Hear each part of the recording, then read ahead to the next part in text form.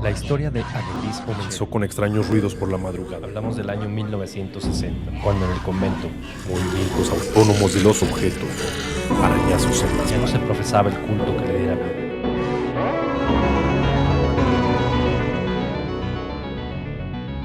Hablemos de terror.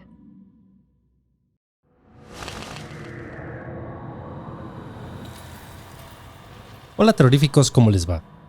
Como siempre, quiero agradecerles por seguirnos y acompañarnos en cada relato. Sean bienvenidos a este espacio donde tratamos de desconectarnos de la rutina diaria y disfrutar de un relato de terror. Los invito a que se preparen su bebida favorita, se relajen e imaginen que son parte del relato. Les recuerdo que dividimos nuestros relatos para los que así lo prefieren, y también, por lo general los viernes los ponemos todos completos para quienes gustan más de los relatos largos. Como siempre, el uso de audífonos es sugerido. Volumen arriba, apagar la luz y disfrutar. Esto es, Hablemos de Terror. Bienvenidos.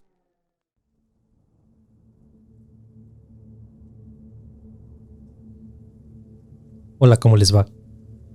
Llevo una semana experimentando sucesos muy extraños en mi casa. Comenzó la noche de Reyes y ya no sé qué hacer. Les cuento, todo comenzó aquella noche del 5 de enero. Mis hijos, llenos de ilusión, habían dejado sus cartas en el árbol de Navidad. Y como ellos estaban muy preocupados por los Reyes Magos y sus animalitos, dejaron unos platos con galletas y vasos con leche. Además pusieron unos trastes con agua para que sus fieles compañeros tuvieran algo para beber. Hasta ese momento, todo normal. Pero fue la mañana siguiente cuando noté algunas cosas algo extrañas. Primero que nada, los regalos para mi niño y mi niña estaban fuera de sus envolturas. Ellos todavía no se levantaban y estoy seguro que no lo hicieron durante la madrugada.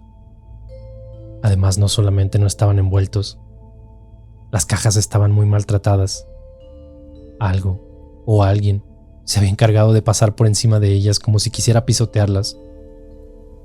El contenido de las cajas había sido lanzado a un par de metros del árbol navideño. Eso no podría ser obra de una niña de 9 años y un niño de 7, quienes, ilusionados, bajaron para encontrarse aquella escena. Sus juguetes por ningún lado. Pero eso no era lo más extraño. La comida y la bebida que habían dejado estaba de igual manera por ningún lado.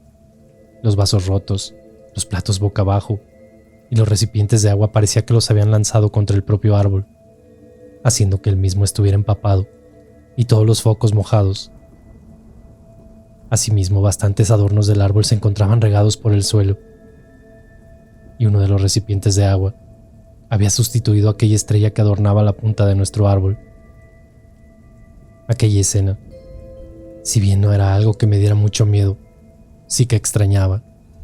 Parecía que alguien se había esmerado en dejar un completo desorden en la planta baja de nuestra casa. Para calmar un poco la impresión de mis hijos, les comenté que tal vez uno de sus animalitos se había asustado y comenzó a reparar en contra de todo, pero que no lo habían hecho a propósito. Yo sé que esto no fue así, pero mis hijos no podían perder aquella ilusión. Después de recoger el desorden y mandar a los niños a su habitación con lo que quedaba de sus juguetes, me quedé sentado, pensando en qué pudo haber ocurrido. Y ahí fue cuando noté algunas otras cosas que me dejaron sin palabras. Nuestro árbol navideño lo colocamos en el espacio que se forma bajo las escaleras de la casa, donde usualmente solo hay una pequeña mesa colocada con un espejo, y sobre la mesa hay un pequeño Cristo de madera que pertenecía a mi esposa, quien falleció hace ya algunos años.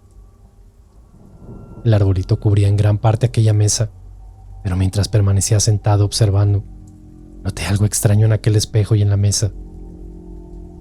El Cristo estaba colocado boca abajo, recargado en el espejo, el cual estaba lleno de huellas, pero no eran huellas de manos que quizá pude haber dejado yo mientras colocaba las esferas en el árbol. Es más, ni siquiera parecían huellas humanas. Parecían las pisadas de un caballo o algún animal, como si se hubiera parado sobre aquel espejo, obviamente sin alcanzar a romperlo. También al pie de aquella mesa había restos de lo que parecía tierra o lodo. Se notaban frescas, y en cuanto me acerqué un poco para ver bien aquello, algo hizo un poco de sentido en mi cabeza. Si bien era una idea disparatada, al menos era lo único que se me pudo ocurrir en aquel momento de divagación. Parecía como si algo hubiera caminado por el espejo y luego hubiera salido del mismo y descendido por la mesa para llegar hasta el árbol. Pero bueno, eso solo era una alocada teoría que se me ocurrió en el momento. Los problemas llegaron las siguientes noches. No recuerdo bien qué hora era, pero era muy de madrugada cuando comencé a escuchar ruidos en la planta baja de la casa. Cosas rompiéndose y risas extrañas. La verdad, pensé que tal vez entre sueños había escuchado y seguí dormido tranquilamente sin poner más atención a aquello. Cuando bajé por la mañana, me di cuenta de que no lo había soñado. Algo realmente había sucedido por la noche y aquellos ruidos habían sido reales. La escena era algo similar a la mañana anterior. En el suelo, al menos la mitad de las esferas del arbolito estaban regadas. Alguien se había encargado de sacudir aquel árbol tirando muchos de sus adornos. Pensé en la posibilidad de que algún ratón o inclusive algún gato de algún vecino hubiese encontrado la manera de entrar a casa y así realizar semejante desorden, pero eso era imposible. Todo estaba cerrado. Por si fuera poco, un par de cosas más noté en aquella escena. En el suelo, al pie del árbol, había tierra regada formando un lodazal, donde resaltaban unas extrañas huellas. No eran ni humanas ni de caballo, como al día anterior. Eran como de un perro, pero más grandes. No sabría cómo explicarlas hasta que por internet estuve buscando y di con el tipo de animal que dejaría ese tipo de huellas. Una cabra. Yo sé que en ese momento están pensando que estoy loco, pero ¿por qué habría de inventar yo tal cosa? Pero eso no era todo. La estrella que engalanaba la punta del árbol había sido sustituida nuevamente por otra cosa, y no era cualquier cosa. Era aquel Cristo, el que acostumbraba estar en la mesa, y no solo estaba colocado en la punta del árbol, lo cual ya sería preocupante. Estaba colocado de cabeza. En el momento en que lo vi, se me puso la piel de gallina. Algo estaba pasando en casa y no era algo normal. Claro, a nosotros no nos había pasado nada, pero seguramente solo era el comienzo. En ese momento no sabía qué hacer ni a quién llamar, así que lo único que se me ocurrió fue quitar de una vez por todas el árbol de Navidad. Ya era 8 de enero. De cualquier manera no iba a permanecer mucho tiempo más adornando la casa. Así que comencé por quitar aquel Cristo de la punta y empezar a quitar las esferas, las luces, los adornos. Y después de un rato, todo estaba en sus cajas listo para ser almacenado por el resto del año. Devolví la mesa a su lugar, coloqué aquel Cristo y me olvidé el resto del día de pensar en cualquier cosa de lo sucedido. Llegada la noche, invité a mis hijos a mi habitación para que viéramos una película juntos y quedarnos todos a dormir ahí. Pasadas las 10 de la noche, mis niños ya habían caído profundamente dormidos, así que apagué la televisión para que todos descansáramos.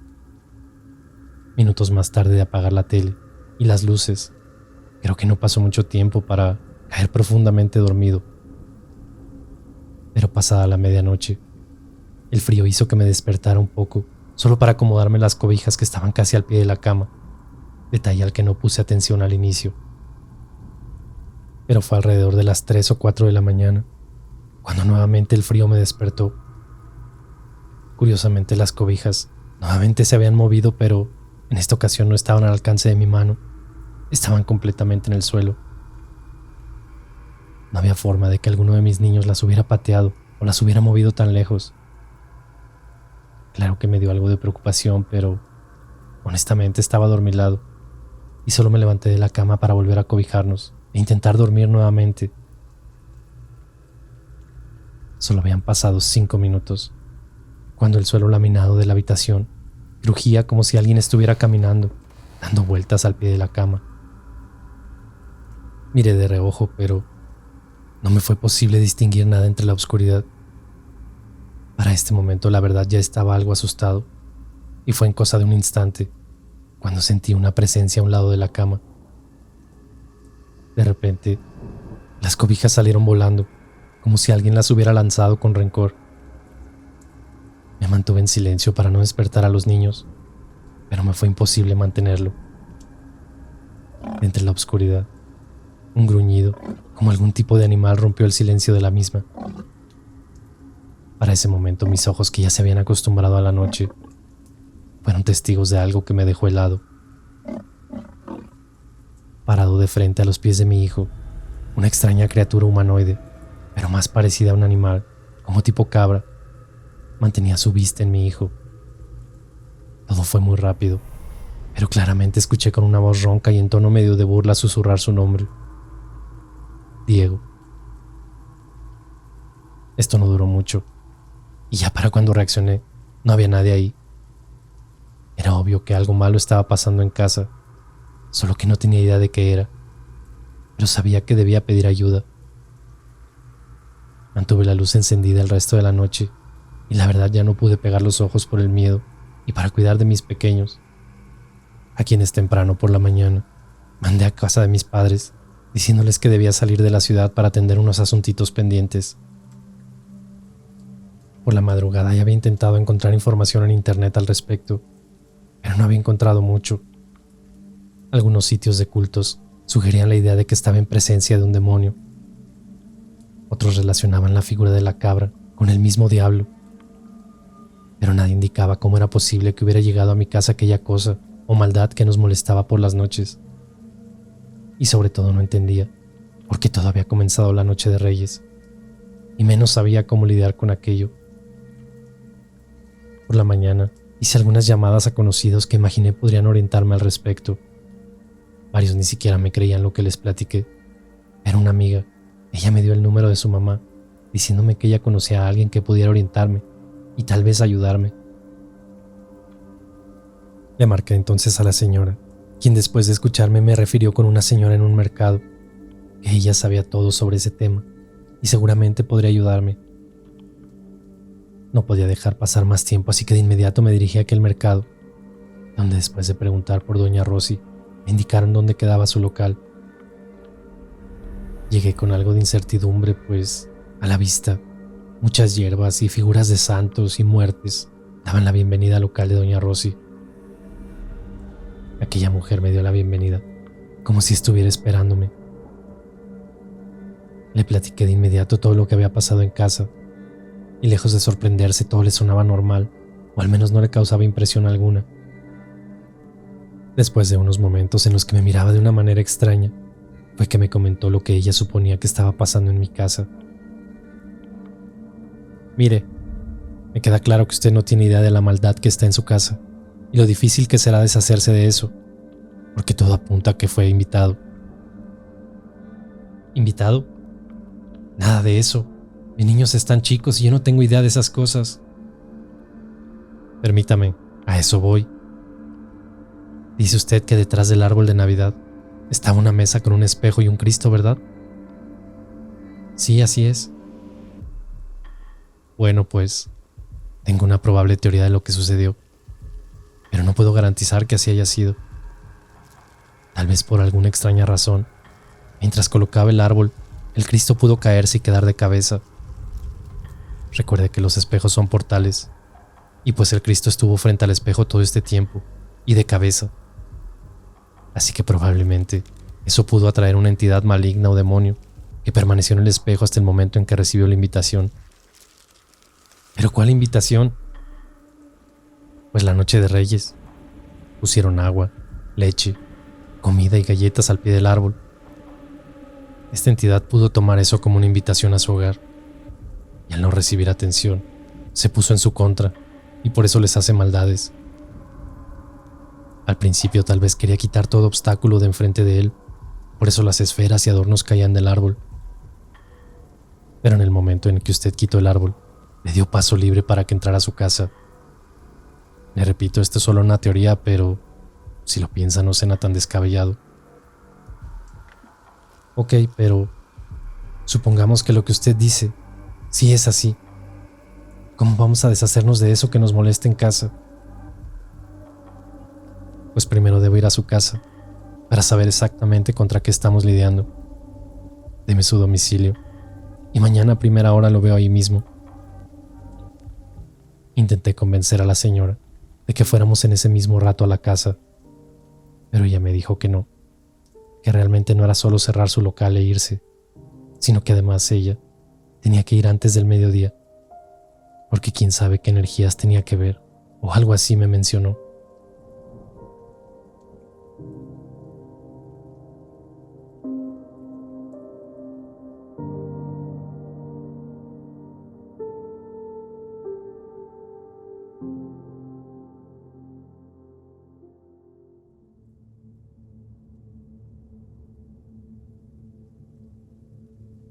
Esa noche no fue distinta a las otras, y estando solo en casa, aunque me daba tranquilidad de que no me molestaran a mis hijos, a la vez me sentía más vulnerable. Se llegó la noche, y con ello la ansiedad. No sabía si dormirme o intentar pasar la noche en vela. De cualquier manera dejaría las luces encendidas, así como la televisión, por si llegara a quedarme dormido. Al final así fue. Me quedé dormido creo que como a las 11 de la noche y descansé como hasta las 4 de la mañana, cuando el ruido de unos muebles arrastrándose me despertó. Se escuchaba como si recorrieran un mueble de madera en la habitación de mis hijos. Con mucho miedo me levanté de mi cama, pensando en dirigirme a la habitación de los niños, pero en cuanto me levanté, aquel ruido cesó. Regresé a la cama y justo cuando me estaba acomodando, los ruidos comenzaron nuevamente, solo que en esta ocasión venían de la planta baja. Era el mismo ruido, como si un mueble se arrastrara. La verdad, bajar sí me dio miedo, así que solo me metí dentro de las cobijas. Subí el volumen de la televisión y al poco rato me quedé nuevamente dormido. Por la mañana, al despertar, lo primero que hice fue salir de mi habitación para revisar si aquellos ruidos realmente eran de algún mueble.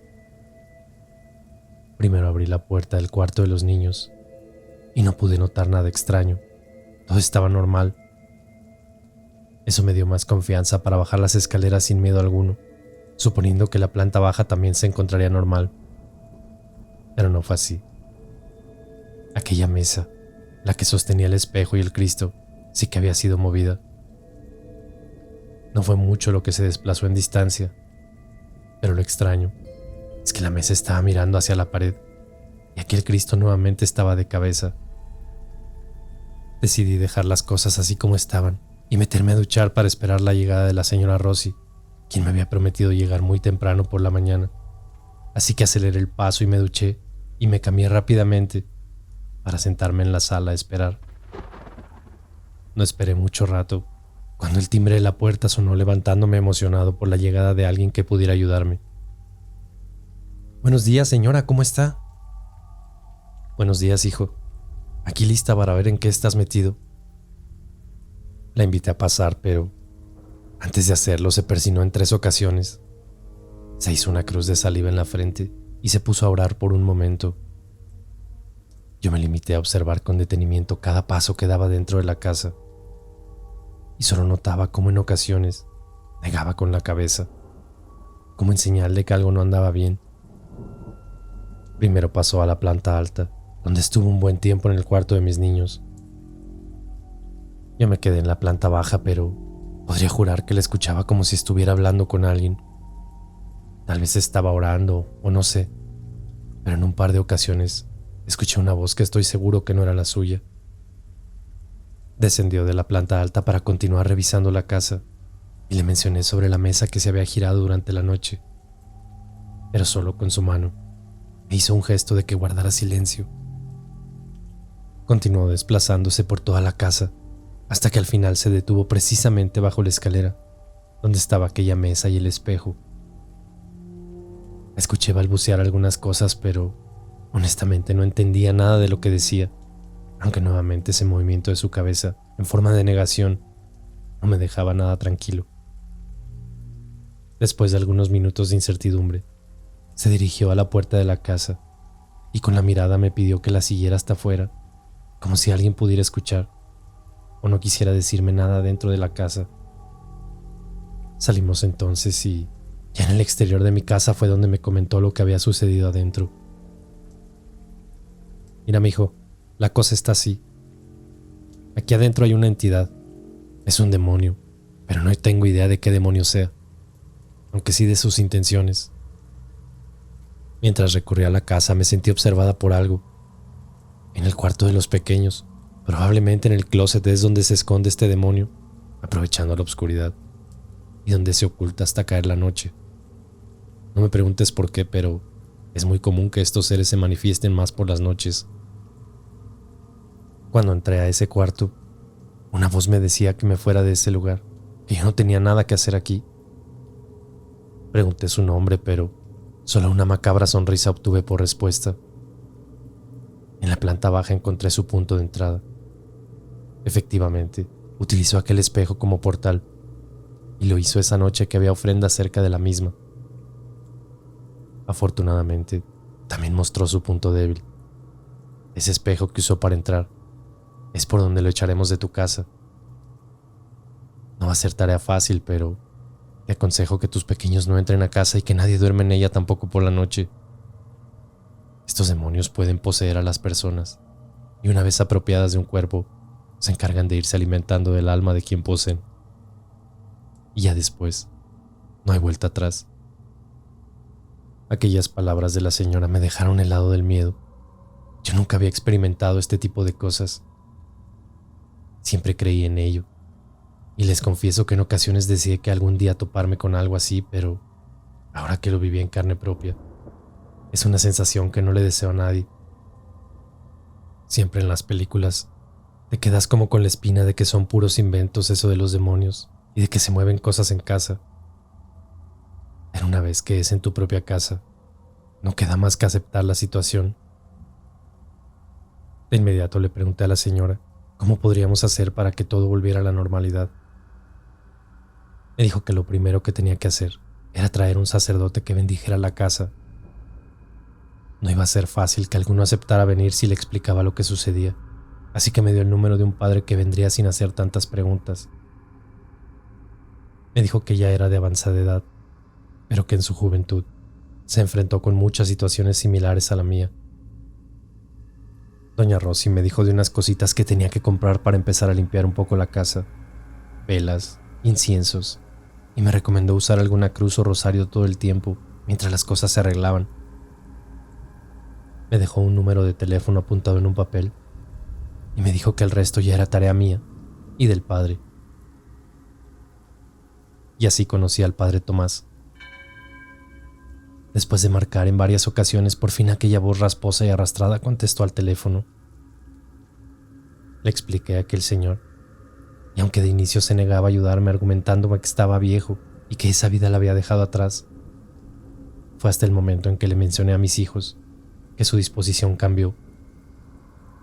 Él no estaba cerca de mi ciudad, pero obviamente le dije que yo correría con los gastos de su traslado, a lo que se negó diciéndome que no me preocupara, que al día siguiente por la mañana él llegaría, que solo le diera el domicilio y que por ningún motivo pasáramos la noche en casa con los niños.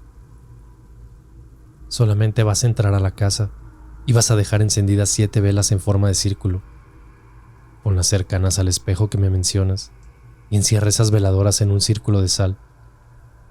Nunca le des la espalda a la casa, y si puedes dejar encendido un copal o un incienso, también nos puede ayudar. Esas fueron sus recomendaciones, así que me puse manos a la obra y fui a comprar lo que me habían encargado para regresar pasado el mediodía a la casa.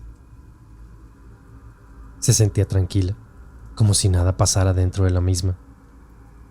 Coloqué las velas en círculo y comencé a encender de una por una. Cuando solamente una vela me faltaba por encender, una pequeña ráfaga de viento, que no comprendo cómo entró en casa, se encargó de apagar las velas. Intenté nuevamente encenderlas, pero cuando faltaba nuevamente una de ellas, aquella extraña corriente de viento las apagó con facilidad. Algo no quería que se completara el círculo. Pero en ese momento también recordé que debía encerrar las velas en un círculo de sal, que no había hecho todavía. Pensé que el orden no importaba, pero me quedó claro de que sí lo era. Completé un círculo de sal en el suelo, por fuera de las velas, y nuevamente comencé a encenderlas.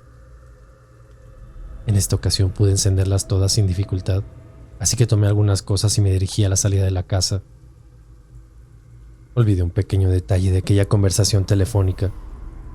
Nunca le des la espalda a la casa. Avancé hacia la entrada y abrí la puerta, pero una extraña fuerza me la arrebató de la mano para azotar la puerta de manera violenta. Podría culpar al aire por aquel azotón, pero de la planta alta, un gruñido, seguido de una risa en forma de burla, me puso los pelos de punta.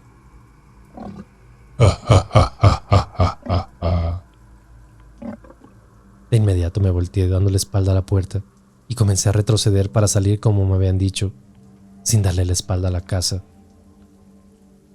Me fui a casa de mis padres para estar con mis niños y argumentando de que ya era muy tarde para regresarnos. Les pedí que nos permitieran pasar la noche en su casa, y así lo hicimos. Después de varias noches sin descansar, por fin tuve una noche muy relajante y con sueño continuo. La mañana siguiente me levanté temprano para irme a casa a esperar a aquel padre con el que había hablado por teléfono.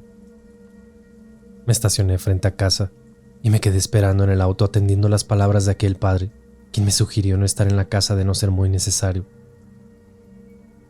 No pasó más de media hora cuando un taxi se detuvo justo a un costado de mi vehículo, y de él, un señor de avanzada edad, con un sombrero negro, descendió de la unidad. No me quedaba duda de que aquel padre había llegado, y era el mismo con el que había hablado por teléfono. Un enorme rosario de plata que colgaba de su pecho lo delataba. Me bajé del coche para recibirlo y ofrecerme a pagar por el taxi, pero este se negó. «Buenos días, padre, ¿cómo le va?